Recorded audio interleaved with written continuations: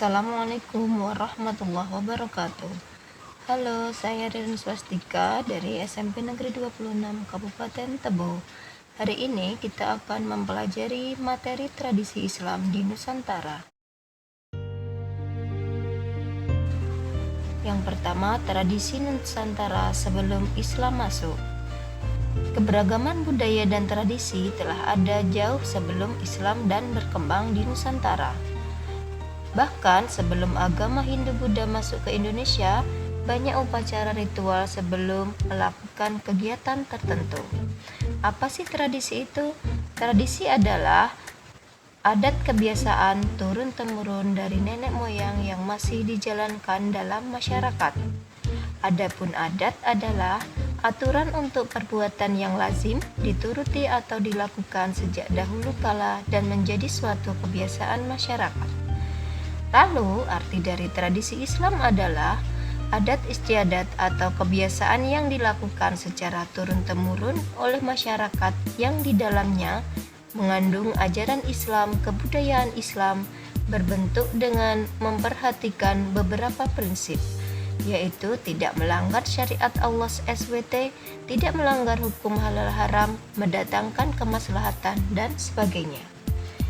Yang kedua, seni budaya Nusantara yang mendapat pengaruh ajaran Islam. Yang pertama, seni bangunan. Bentuk akulturasi budaya dalam seni bangunan adalah bangunan-bangunan masjid kuno. Masjid kuno di Nusantara kebanyakan terletak di barat alun-alun istana atau keraton. Masjid-masjid kuno yang beratapkan tingkat atau meru seperti Masjid Agung Cirebon, masjid dengan atap 2 seperti Masjid Baitur Rahman di Aceh, Masjid Demak, dan Masjid Jepara beratapkan 3. Ada pula masjid dengan atap 5 seperti Masjid Agung di Banten. Ciri-ciri masjid kuno adalah memiliki atap bertingkat. Masjid dengan atap bertingkat mengadopsi dari rumah ibadah agama Hindu yang sampai sekarang masih dipakai di Bali.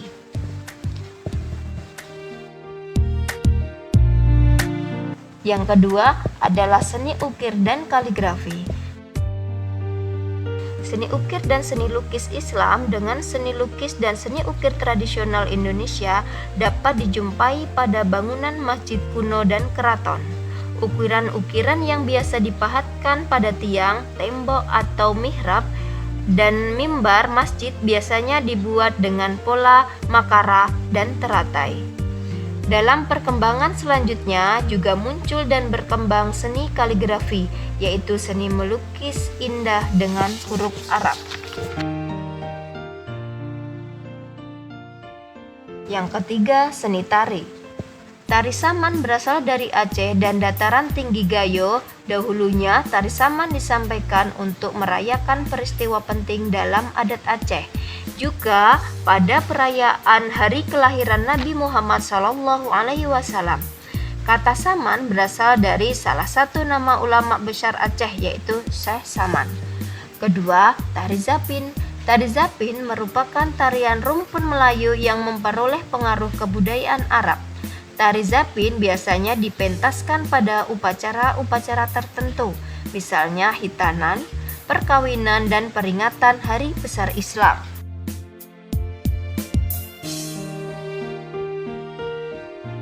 Yang ketiga, seni sastra. Suluk menurut bahasa, suluk artinya jalan atau cara.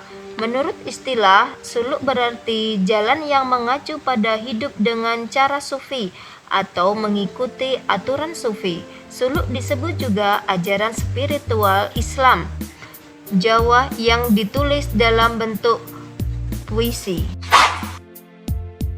Kedua, hikayat. Hikayat adalah cerita atau dongeng yang berisi sejumlah peristiwa sejarah di Jawa.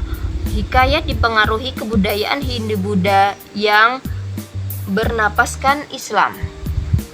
Yang ketiga, babat. Babat adalah cerita sejarah yang biasanya berupa uraian sejarah. Babat merupakan campuran antara fakta sejarah, mitos, dan kepercayaan. Misalnya, babat tanah Jawi. Yang keempat, seni pertunjukan. Yang pertama adalah wayang.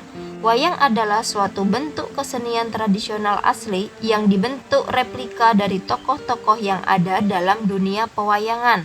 Pertunjukan wayang selain sebagai sarana pendidikan, hiburan, komunikasi juga sebagai media dakwah untuk menyebarkan agama Islam. Selanjutnya, qasidah. Qasidah berasal dari bahasa Arab, yaitu qasidah yang artinya adalah puisi yang memiliki lebih dari 4 bait. Fungsi utama qasidah adalah sebagai media dakwah Islam dan sebagai hiburan dalam acara peringatan Hari Besar Islam. Yang ketiga, hadroh.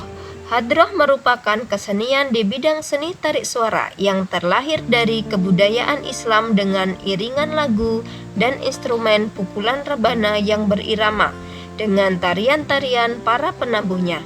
Lagu yang dinyanyikan pujian-pujian kepada Allah dan Rasul juga nasihat agama.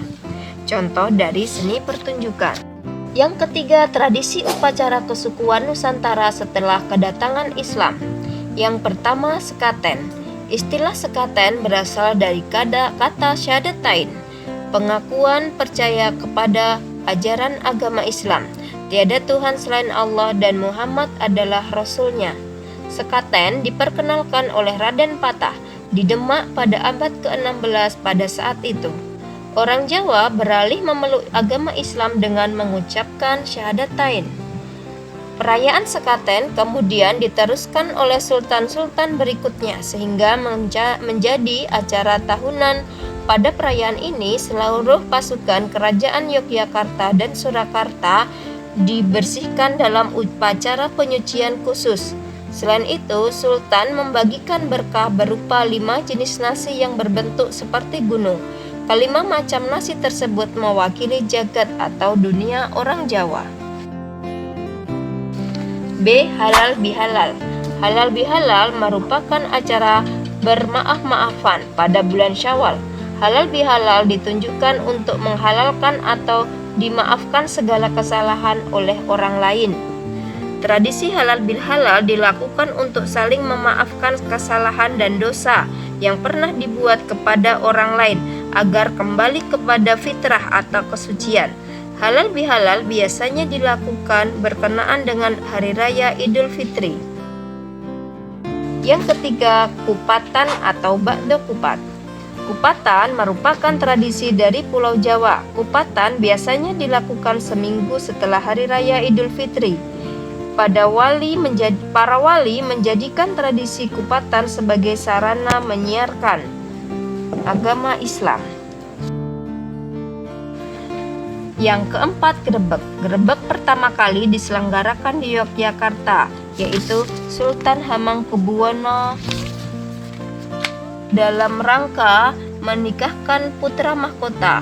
Grebek di Yogyakarta diselenggarakan 3 kali dalam setahun, yaitu grebek Pasca Syawal pada tanggal 1 Syawal, grebek besar pada tanggal 10 Zulhijjah, dan grebek Maulid pada tanggal 12 Rabiul Awal. Contoh gambar kupatan, contoh gambar upacara grebek. Yang E. Kerobok Maulid. Kerobok Maulid merupakan upacara yang digelar untuk memperingati Maulid Nabi Muhammad SAW di daerah Kutai Kartanegara, Kalimantan Timur. Tradisi kerobok dipusatkan di Masjid Jami Hasanuddin Tenggarong. Upacara dimulai dengan pembacaan berjanji di Masjid Jami Hasanuddin. Kemudian, dari Keraton Kutai, para prajurit akan membawa usung-usungan berisi kue tradisional, bakul sinto atau bunga rampai dan astagona. Yang selanjutnya, tradisi Rebo Wekasan. Upacara Rebo Wekasan berasal dari Desa Wonokromo, Yogyakarta. Rebo Wekasan adalah sebuah upacara pada Selasa malam atau malam Rabu. Konon, hari Rabu terakhir dalam bulan Safar itu merupakan pertemuan antara Sri Sultan Hamengkubuwono I dengan Nyai Fakih Usman. Berdasarkan hari itulah kemudian masyarakat menamakannya dengan upacara Rebo Wekasan atau Rebo Pungkasan.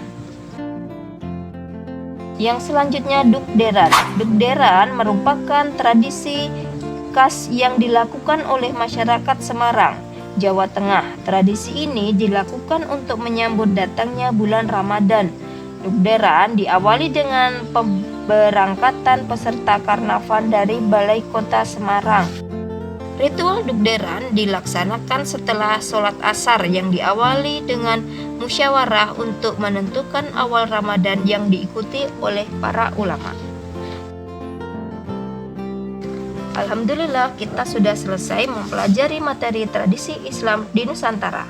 Silahkan kerjakan kuis yang ada di bawah ini. Selamat mengerjakan.